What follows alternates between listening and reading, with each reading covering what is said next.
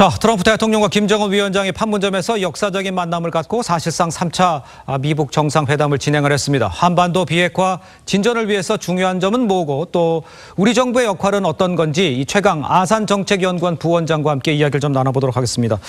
자, 원장님, 지금 보면은 회담은 다시 하겠다는 얘기가 되어 있고 지금 보면 걱정되는 거는 이제 폼페이오가 싫다고 했는데 폼페이오가 다시 나왔어요. 그러면 협상은 어떻게 될 거라고 예상을 하십니까? 이 상황이 작년 6월 12일 싱가포르 회담 이후의 협상 상황으로 다시 돌아가는 것 같다는 생각이 듭니다. 일단 싫다 할지라도 두 정상이 얘기했던 것을 받들어서 한번 확인하는 절차가 있을 거고요.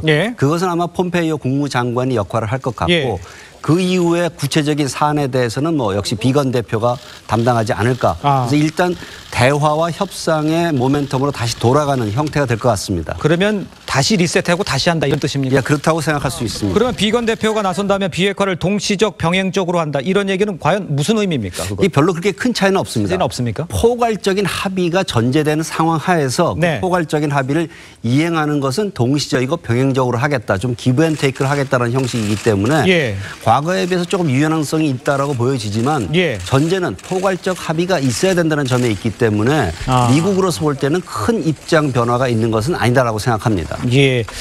한미 정상회담 공동 기자회견에서는 천천히 뭐 시간을 보면서 얘기를 했지 않습니까? 그렇다면 지금 대북 제재는 분위기는 어떻게 되는 겁니까? 이런 상황이면. 뭐 트럼프 대통령도 기자회견에서 얘기했지만은 제재는 계속 유지하겠다. 그러니까요. 북한의 확실한 비핵화 조치가 있으면은 거기에 상응하는 수준의 어느 정도 제재 해제의 유연성은 발휘할 가능성이 있다고 보여집니다. 그러나 지금 아직까지 확인되지 않은 상황이기 때문에 제재는 유지한다라는 입장으로서 계속 당분간은 가져갈 것 같다고 생각이 됩니다. 그러나 아마 제재 해제도 북한이 요구했던 핵심적인 제재, 원유라든가 아니면 저기 철광석 수출 이런 것은 좀 제외해 놓고 좀 유효한 부분, 즉 인도적인 부분에서의 제재를 좀 완화할 수 있는 가능성은 있을 거라고 생각됩니다. 인도적 제재에서만 완화가 있을 것이다.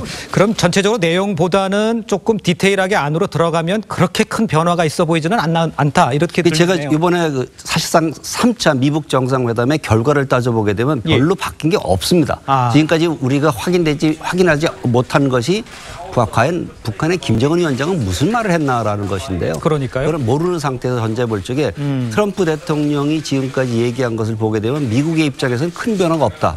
그렇게 보여집니다.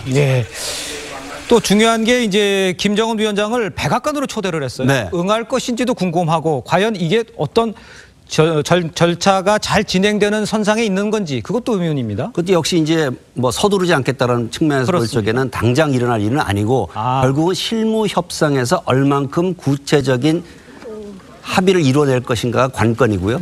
그것이 만약에 합의가 잘 이루어진다면은 뭐 백악관 초청뿐만 아니라 또 뭐 트럼프 대통령이 평양을 방문할 가능성도 배제할 수는 없죠.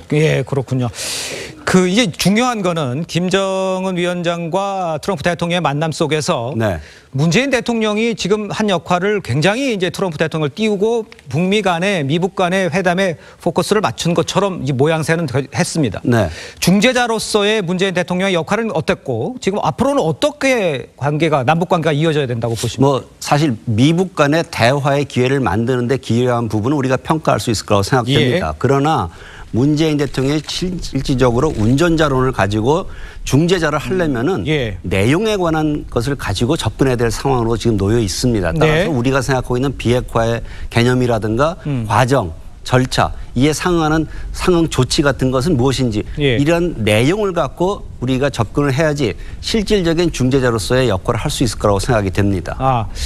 그런데 북한이 우리한테 하고 있는 행동을 보면 그저께도 핵무장 완성 얘기를 하고 비난을 계속하고 있어요. 이걸 그냥 무시하고 갈 수도 있는 상황도 아니지 않습니까? 이건 어떻게 봐야 됩니까? 사실 여기서 우리가 중요하게 생각하는 건 한미 공조가 튼튼해질수록 북한은 한국의 얘기를 듣게 될 수밖에 없는 상황일 것입니다. 따라서 우리로서는 한미 간의 공조를 더욱더 튼튼히 하면서 비핵화에 대해서 굉장히 정말 하나의 오차도 없는 그런 공조 체제를 유지하는 것이 한국이 중재자로서의 역할을 할 수 있는 기본 여건이 될 것입니다. 알겠습니다. 지금까지 최강 아산정책연구원 부원장이었습니다.